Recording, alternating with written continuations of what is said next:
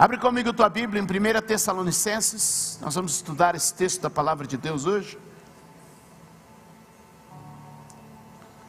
A carta do apóstolo Paulo, a primeira carta do apóstolo Paulo aos irmãos de Tessalônica, a igreja dos Tessalonicenses. E eu estava meditando sobre esta igreja e como essa igreja experimentou o Evangelho. Amém? Como essa igreja experimentou o Evangelho.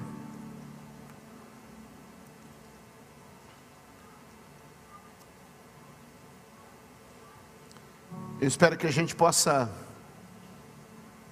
beber dessa fonte hoje e sair daqui um pouco mais parecido com esta igreja. Aleluia. Diga comigo, mais que uma reunião, mais que um lugar de celebração, uma igreja.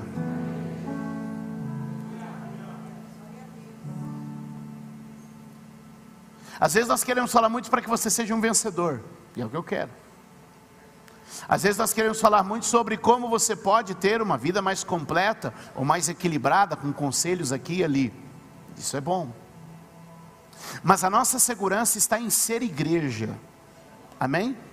É seguro ser igreja. Jesus disse que as portas do inferno não prevalecem contra a igreja. Se eu estou na igreja, o inferno não prevalece contra mim.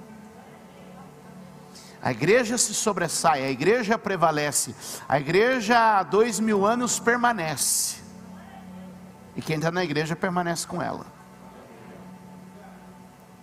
Olha como o apóstolo Paulo descreve essa igreja, 1 Tessalonicenses capítulo 4, e a gente vai ler até o verso de número 10. Sabemos, irmãos, amados de Deus, que Ele os escolheu, porque o nosso evangelho não chegou a vocês somente em palavra, mas também em poder, no Espírito Santo e em plena convicção. Vocês sabem como procedemos entre vocês, e em seu favor. De fato, vocês se tornaram nossos imitadores, e do Senhor. Apesar de muito sofrimento, receberam a palavra com alegria, que vem do Espírito Santo. E assim, tornaram-se modelo para todos os crentes que estão na Macedônia e na Acaia. Porque partindo de vocês, propagou-se a mensagem do Senhor na Macedônia e na Acaia. Não somente isso, mas também por toda parte, tornou-se conhecida a fé que vocês têm em Deus. O resultado é que não temos necessidade de dizer nada sobre isso, pois eles mesmos relatam de que maneira vocês nos receberam, como se voltaram para Deus, deixando os ídolos, a fim de servir ao Deus vivo e verdadeiro, para esperar dos céus a seu Filho, a quem ressuscitou dos mortos, Jesus, que nos livra da ira que há de vir. Diga glória a Deus. Diga comigo, não somente em palavras. De novo e mais forte, não somente em palavras. Aquela igreja era uma igreja além dos discursos. Escreva isso. Uma igreja precisa ir além dos discursos. Repita comigo, a fé sem obras é morta. Uma igreja de fé vai além do discurso. Uma igreja de fé tem obras. Não são as obras que nos salvam, mas os salvos se confirmam pelas obras. Isso é muito poderoso. Não são as obras que nos salvam, mas os salvos se confirmam pelas obras. Tiago vai dizer o seguinte: mostra-me a tua fé sem obras, eu mostrarei a minha fé pelas obras. A fé realiza. A fé realiza. A fé se torna visível a partir da operação dos crentes. Portanto, eu queria que você recebesse isso pelo Espírito nesta noite. A fé se torna visível a partir da operação. Você vai se expor e a fé vai se confirmar. É muito além do discurso. O que ele diz é: quando vocês receberam, olha o verso de número 4 e 5, a Bíblia vai dizer de novo, ó, sabemos, irmãos, amados de Deus, que Ele os escolheu. Aleluia. Escolheu para quê? Veja o texto. Porque o nosso evangelho não chegou a vocês somente em palavra, mas em poder. Os escolhidos de Deus são confirmados no poder. A minha oração nesses dias é que Deus nos batize, nos revista e nos fortaleça no poder de Deus. Aleluia. Não, nós não estamos baseados em um bom discurso, apesar de eu até falar razoável. Nós não estamos baseados na boa música, apesar de nós termos excelentes músicos. Nós não estamos baseados na estrutura, apesar de termos uma boa estrutura. Não estamos baseados no carisma, não estamos baseados em uma estratégia. Temos estratégia, temos palavra, temos estrutura, temos música, mas estamos baseados no poder de Deus. É o poder de Deus que quebra as cadeias, é o poder de Deus que expulsa Satanás, e é o poder de Deus que convence o homem do pecado, da justiça e do juízo. É o poder de Deus que põe o homem prostrado para render o seu coração na presença de Deus. É o poder que desfaz os cativeiros da mente, é o poder que desfaz as algemas do pecado, e é o poder que põe Satanás para correr. Não é um discurso, é poder de Deus. Diga glória a Deus.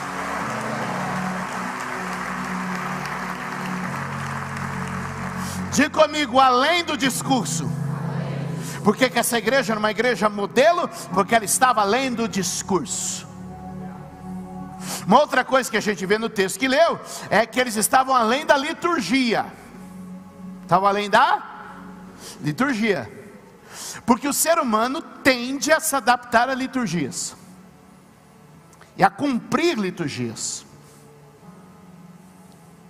Nos dias do sacerdote Eli, a história de Eli está relatada no primeiro volume de Samuel, no capítulo 1. Eli é um sacerdote que está longe de Deus, seu coração e seu ministério já esfriou. Os filhos de Eli, que agora são sacerdotes que lideram o culto, são 2 homens malignos. Mas o povo continuava indo lá. Embora a liturgia tivesse morta, o povo continuava indo. Deus levantou um Samuel para ressuscitar a liturgia. O que eu quero te dizer com isso? Quero fazer uma outra abordagem. As pessoas frequentam lugares mesmo de liturgia morta. As pessoas, elas são doutrinadas e disciplinadas a liturgias mortas. E o que Paulo está dizendo nesta igreja é: vocês estão além do discurso, estão além da liturgia.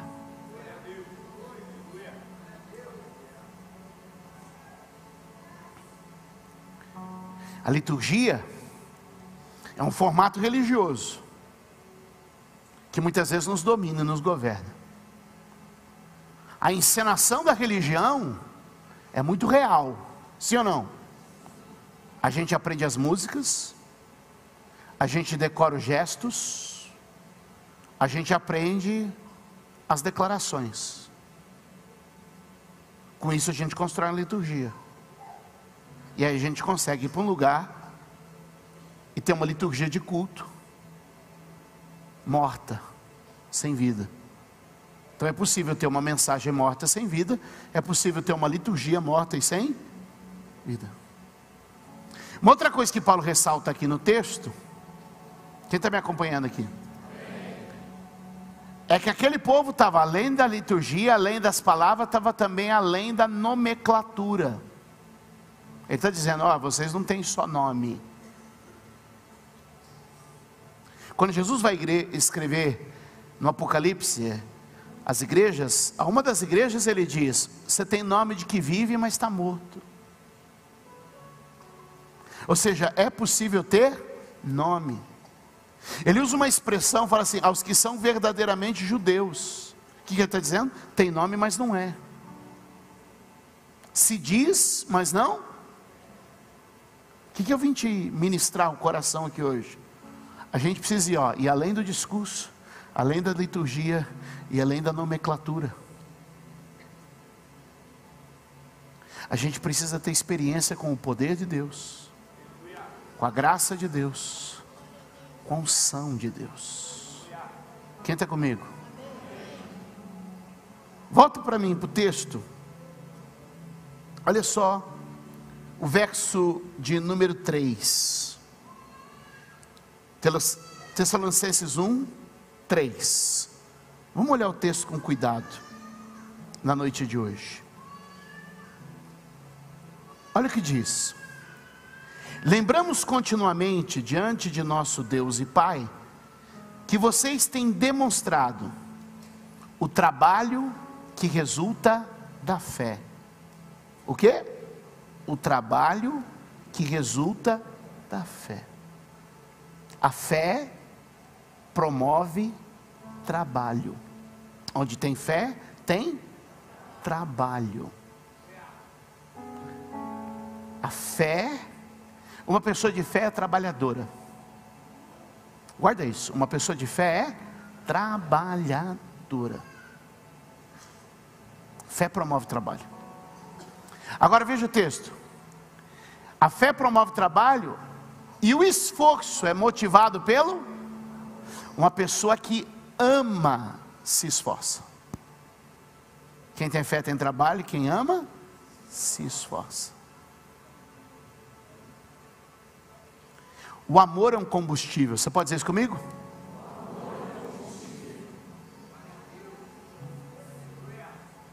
Agora vamos encontrar... Volta aí. Vamos terminar o texto, irmão. Isso. Ó, o trabalho que resulta da fé, o esforço motivado pelo e a perseverança proveniente da esperança.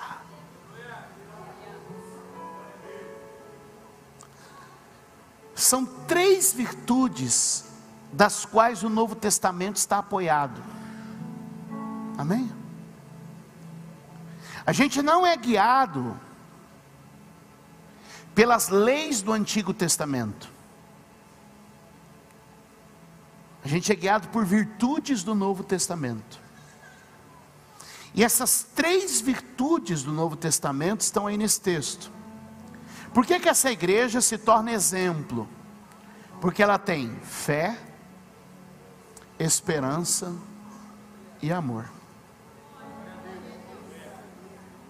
A fé que gera o trabalho, o amor que gera o esforço e a esperança que mantém a perseverança. Então o que a gente está precisando hoje é ser cheio de fé para seguir o trabalho, tomado de amor para se esforçar e se enchendo de esperança para perseverar. E eu quero te dizer que não vai faltar coragem, força e paciência. Escreve isso aí: coragem, força e paciência. Eu vou mostrar para vocês, a teologia chama essas 3 virtudes, fé, amor e esperança, de as 3 virtudes cardeais.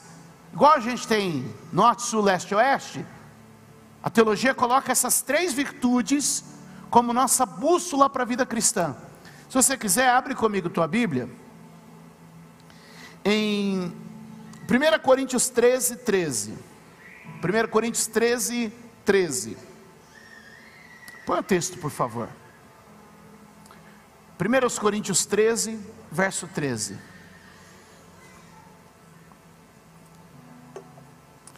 O que permanece? Olha o texto. Assim permanecem estes três. Vamos lá. Fé, a esperança e o amor. O que permanece? Fé, a esperança e o amor. Qual eram as três virtudes que o apóstolo Paulo reconhece na igreja dos Tessalonicenses? Só inverteu a ordem, porque ele diz assim, ó: o trabalho que provém da fé, o esforço que provém do amor, e a perseverança que vem da esperança. O que a gente precisa hoje, agora olha para mim, quais são as três virtudes que Deus está procurando em nós nesses dias? Fé, esperança e amor. Aí você pergunta para mim, como fundamentar uma igreja que tenha como pilares fé, esperança e amor? Vamos olhar o nascimento da igreja dos Tessalonicenses, em Atos capítulo de número 17. Vamos olhar lá a sala de parto, quando a igreja nasce. Essa igreja que agora ele está escrevendo a carta. Atos 17. Atos 17. Quem achar, dá um glória a Deus aí. Atos 17, verso de número 1. Vamos lá. Passando por Anfípolis e Apolônia, chegaram aonde? A Tessalônica, onde havia uma... Vocês notaram que eu tenho ensinado para vocês nas últimas semanas, talvez nos últimos meses, eu tenho falado muito sobre a igreja se parecer mais com sinagoga do que com templo? Lembram disso que eu tenho ensinado? E por que eu tenho ensinado isso a vocês? Para que vocês não caiam na liturgia, no discurso e na nomenclatura. Porque quando a igreja copia o templo, ela começa a se basear em ritual, em liturgia, ela começa a se basear nessas práticas, que muitas vezes são exteriores, mas não são interiores. Eu sei que essa não é aquela mensagem que você rodopia, se empolga, porque você pega uma chave de bênção no ar. Mas esse é o tipo de mensagem que te faz ser crente a vida toda e no final te leva para o céu. Amém? E eu não sou nada contra, de vez em quando nós até fazemos umas mensagens dessa, que a gente rodopia, pega a bênção e amém. Mas o que eu estou te dizendo é que a gente não pode viver só disso. Agora olha o texto. Tendo passado por Apófilis e por Apolônia, chegaram a Tessalônica, onde havia uma sinagoga judaica. Como eu tenho ensinado para vocês, qual era o propósito maior da sinagoga? A leitura das Escrituras. Então onde Paulo vai começar a igreja dos Tessalonicenses, que a gente está lendo lá? Ele vai começar essa igreja dos Tessalonicenses numa sinagoga. E como ele começa? Verso de número 2. Olha lá. Segundo o seu costume, Paulo foi à sinagoga, e por 3 sábados, fez o quê? Discutiu com eles, com base nas Escrituras. A igreja nasce de uma exposição das Escrituras. A igreja nasce de um firme compromisso com as Escrituras. Mateus capítulo de número 7, Jesus vai nos ensinar que quem ouve a palavra e vive a palavra é semelhante a quem cava da rocha e constrói a sua casa sobre uma rocha. Vem tempestade, vem, sopra vento, sopra, passa enxurrada, passa, mas a casa não cai, a casa permanece, porque ela está sobre a rocha. Que eu estou te dizendo, vai passar vento, vai passar, vai vir tempestade, vai vir, vai passar enxurrada, vai passar, mas quem está sobre a rocha permanece, permanece, permanece, permanece, porque está fundamentada na palavra. Passa o céu, passa a terra, mas a palavra não passa. Verso 3: explicando e provando que o Cristo deveria sofrer e ressuscitar dentre os mortos, e dizia: este Jesus que proclamo é o Cristo. Diga comigo: bíblico e cristocêntrico. Ou seja, uma palavra da Bíblia apontando para Jesus. Enquanto a igreja estiver apontando para Jesus, tem vida. Enquanto a igreja estiver apontando para Jesus, tem vitória. Enquanto a igreja estiver apontando para Jesus, não tem império, não tem política, não tem homem, não tem governo, não tem época, tecnologia, ciência, filosofia que possa contra a igreja. Não tem diabo, não tem inferno, não tem malignidade, não tem ocultismo que possa derrotar. Estamos na rocha que é Cristo Jesus, firmados na palavra, inabaláveis, olhando para Jesus, autor e consumador da fé. Como é que aquela igreja é edificada? Com bases sólidas nas Escrituras. Aleluia. Com bases sólidas nas Escrituras. Diga amém. Como aquela igreja é estabelecida? Com bases sólidas nas Escrituras. Então vamos lá. Quem já pegou? Quando Paulo começa a escrever a respeito desses irmãos, ele está dizendo o seguinte: vocês são movidos pelo poder, sustentados por uma convicção e motivados pelo amor. Eu queria orar por um batismo aqui hoje. Um batismo de poder. Você pode fechar seus olhos, levantar uma mão para Deus e dizer: Senhor, me batiza com o teu poder. Você pode orar e dizer: Senhor, eu quero ser batizado com o poder de Deus. Esperai até que do alto sejais revestidos de poder. Foi a promessa e a palavra do Cristo antes de ser assunto aos céus. Até que do alto vocês sejam revestidos de poder. Eu quero orar para que na noite de hoje o Espírito Santo batize gente com poder. O Espírito Santo batize a igreja com poder. O Espírito Santo revista o nosso ministério com poder, como está escrito. Diga amém.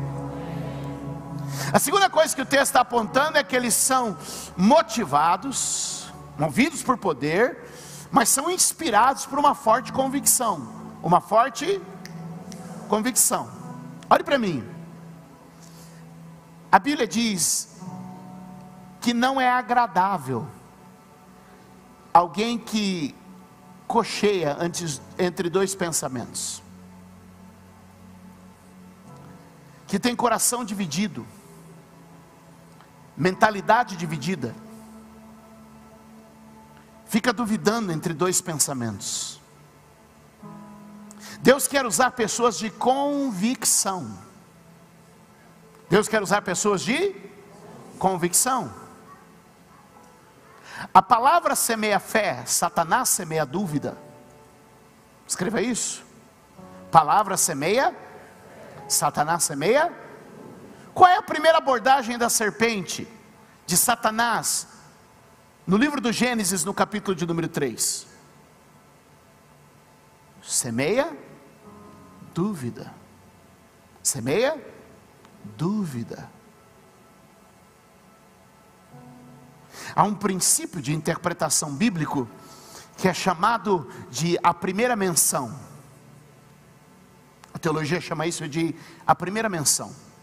O que é essa primeira menção? Qual que é o entendimento da primeira menção? É a primeira vez que algo é citado na Bíblia, aquilo carrega muito simbolismo. Qual é a primeira menção do inimigo na Escritura? É ele semeando dúvida. Ele semeando dúvida. Agora veja que o texto diz para nós que aquela igreja era uma igreja de fortes convicções. Fortes convicções. Porque quando Paulo vai plantar a igreja dos Tessalonicenses, ele procura um lugar de gente que está lendo as Escrituras. Por 3 semanas ele explica, expõe e prova. E a Bíblia vai dizer que os irmãos foram convencidos. Que os irmãos foram convencidos, persuadidos. A palavra persuasão aqui nos leva a entender que Paulo compartilhou argumentos, apresentou provas, textos, palavras que os convenceram. Deixa eu te dizer, a gente precisa mergulhar nas Escrituras até que estejamos convencidos da verdade. Podemos fazer uma segunda oração? Que o Senhor nos batize com poder, já fizemos a primeira. Que o Senhor nos batize com convicção.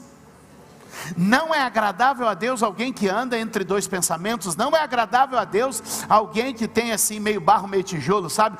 Não é agradável a Deus que alguém é meio lá, meio cá. Não é agradável a Deus a indefinição. A Bíblia diz é sim, é não. E o que passa disso é de procedência maligna. Deus está falando comigo, com você. É tempo de convicções.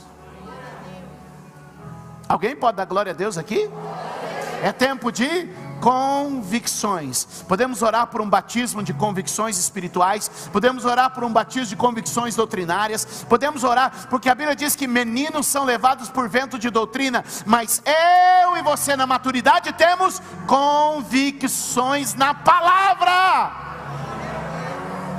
Levante sua mão, feche seus olhos. Ore comigo dizendo: Senhor Jesus, nós te pedimos, renova hoje a nossa convicção, para que possamos continuar sustentados, firmados sobre a rocha, inabaláveis.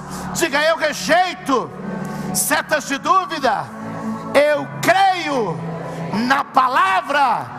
Você pode dar um aplauso a Jesus nesta noite.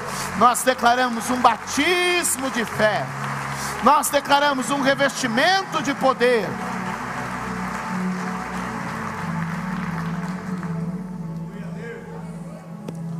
Diga comigo: movidos pelo poder, sustentados por uma convicção, motivados por amor.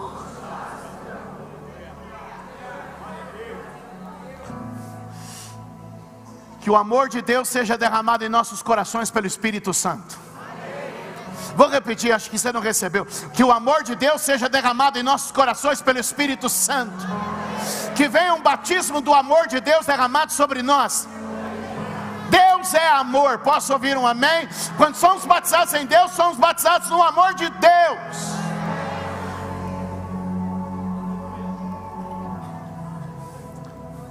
É o amor que tira o esforço. É o amor que tira a motivação. Aleluia.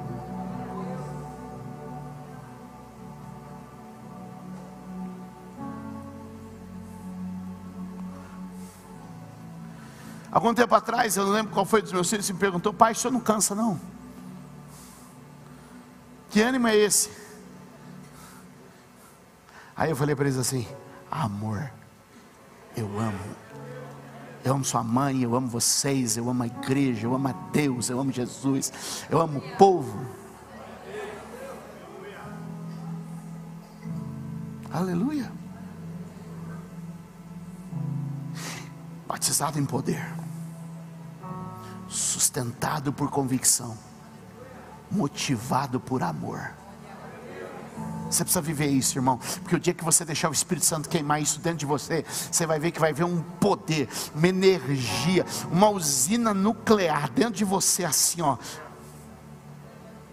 Aleluia. Quem crê?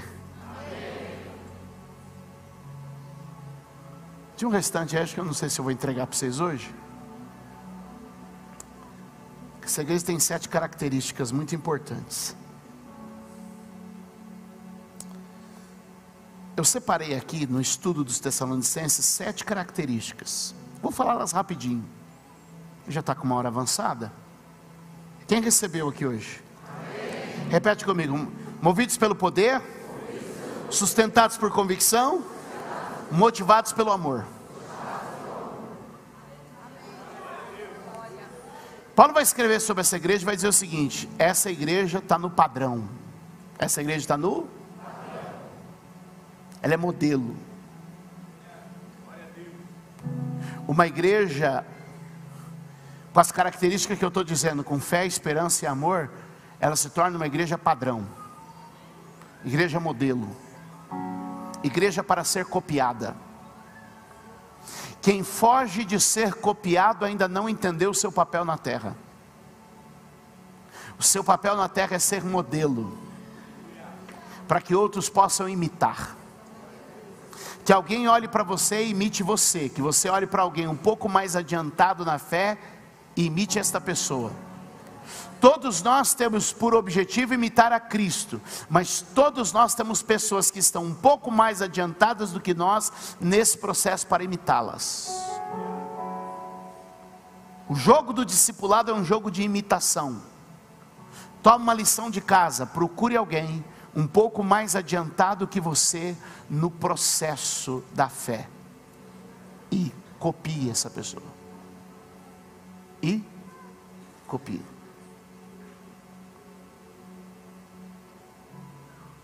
Os palestrantes modernos têm falado sobre modelagem, mentoria. Deixa eu te falar, é discipulado, é imitação.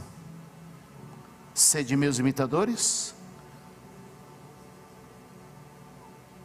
Bate o nome de alguém e diga: você nasceu para ser um modelo. Essa igreja foi fundada para ser um modelo. Nossa comunidade precisa ser um modelo. E se ainda não estamos sendo, meus amados, precisamos corrigir. Que Deus nos dê graça de nos tornarmos bons modelos. Posso ouvir um amém? Amém. A segunda característica é que não só aquela igreja procurava viver um padrão, mas ela também era uma igreja resistente na tribulação. Posso dizer, uma igreja cheia de esperança, fé e amor será resiliente, permanecerá de pé na tribulação. Os dias que estão por vir são dias maus, mas quero te dizer, a igreja é superior, a igreja está sobre a rocha, a igreja tem a promessa de Cristo, a igreja embraça o escudo da fé, com a qual vamos apagar os dardos inflamados do maligno. Diga glória a Deus. Terceiro, essa igreja encontra na tribulação gozo, alegria, tem vigor espiritual no meio da tragédia. Me explica, vou te explicar. Paulo e Silas presos no fundo de uma prisão. A Bíblia diz que eles cantavam hinos e davam louvores a Deus perto da meia-noite. E quando uma igreja não se dobra, mas está cheia do gozo do Senhor, da alegria do Senhor, suporta suas tribulações.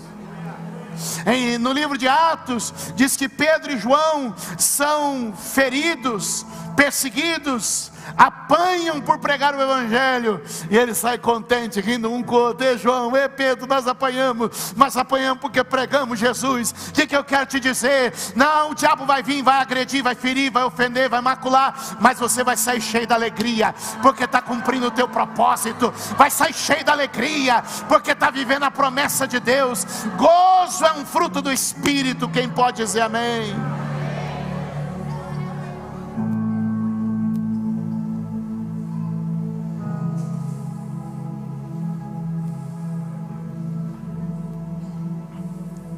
Sabe o que começou a acontecer? A Bíblia diz que outras igrejas começaram a copiar Tessalônica. Eles se transformaram numa influência positiva. Eu creio que de alguma maneira a gente pode se tornar uma comunidade de influência positiva.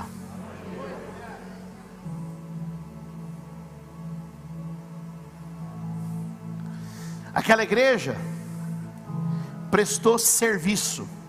Prestou serviço.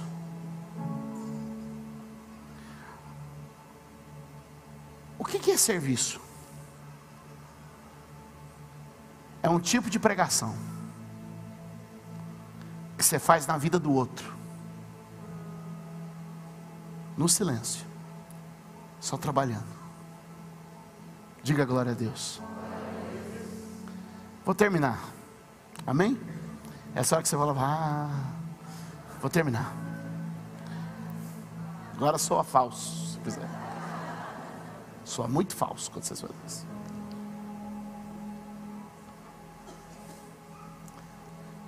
O que essa igreja tinha? Ela estava firmada na promessa de que Cristo ia voltar.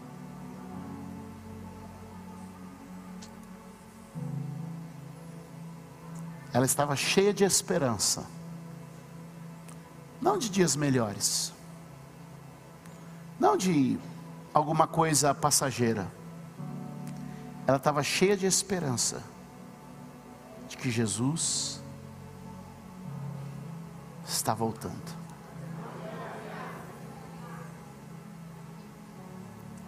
Crê você ou não, breve ao soar da última trombeta, os mortos ressuscitarão. Os que estiverem vivos serão transformados. E num piscar de olhos seremos arrebatados. A minha esperança é que Ele voltará. Ele prometeu vir e veio. Ele prometeu morrer e morreu.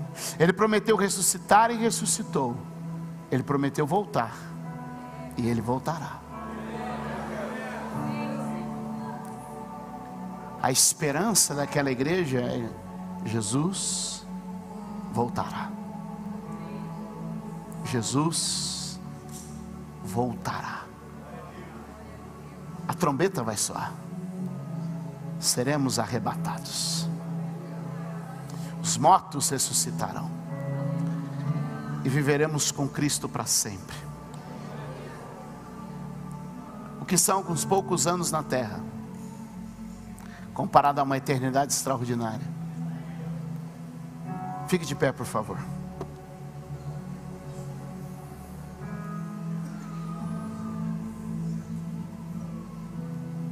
Feche seus olhos por um instante.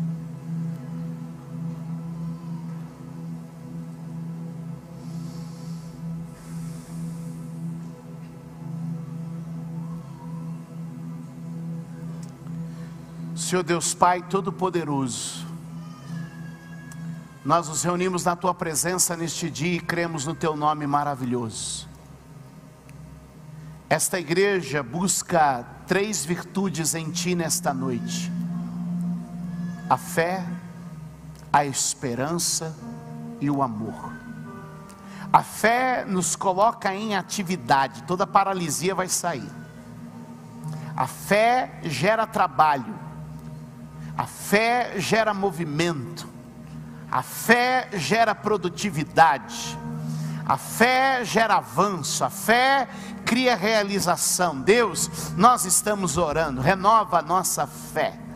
Renova hoje a nossa fé neste lugar, Jesus.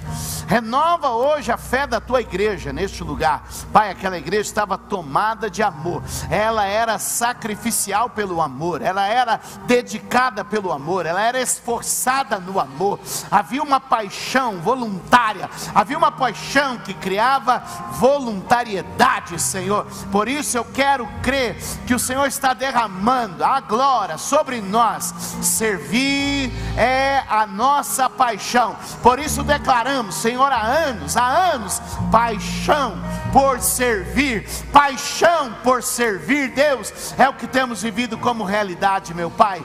Oramos nesse dia, Senhor, batiza-nos com amor, batiza-nos com amor que gera o sacrifício, batiza-nos com amor que gera esperança. Pai, em nome de Jesus, agora batiza a tua igreja com uma esperança em comum. Cria, Senhor, neste ambiente uma igreja poderosa. Cria, Senhor, neste ambiente uma igreja inabalável. Cria, Senhor, nesse ambiente uma igreja tremenda. Cria nesse ambiente, Senhor, uma igreja que vive a fé, vive a verdade, tem convicção. Uma igreja que não anda na dúvida, não anda titubeando, não anda duvidando, Senhor, mas uma igreja com convicções sólidas. Senhor, em nome de Jesus, o espírito da dúvida sai.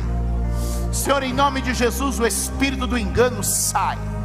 Senhor, eu creio que neste dia o Senhor está levantando uma igreja que se rende na tua presença, que se entrega diante do Senhor, que se confirma na tua promessa. Levante as tuas mãos mais alto que você puder e diga: Senhor, me batiza com as 3 virtudes, me batiza com a fé, me batiza com a esperança, me batiza com o amor.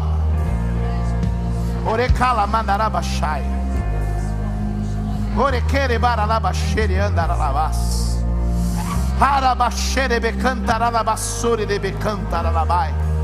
Eu estou vendo o renovo chegar na igreja hoje. Eu estou vendo um derramado do Espírito Santo. Não é só palavra, é poder. Não é só palavra, é poder.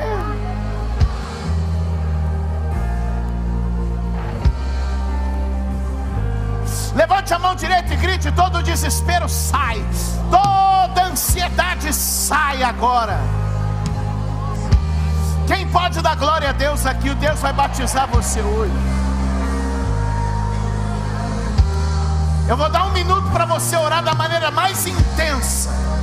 Eu vou dar 1 minuto para a igreja orar da maneira mais intensa. Eu vou viver essa palavra, meu Deus. Eu vou viver essa promessa, meu Deus. Eu vou viver esse poder na minha vida, meu Deus. Eu vou viver esse poder na minha casa, meu Deus. Senhor, vai haver manifestação dos milagres, meu Deus.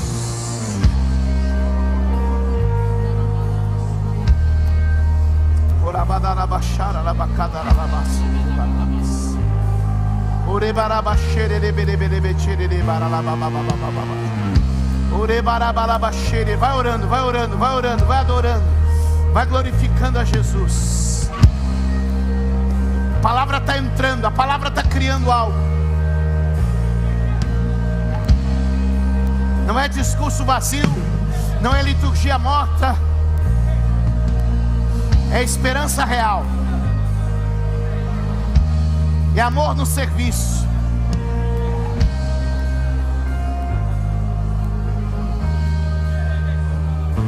Vamos adorar a Deus para encerrar esta noite.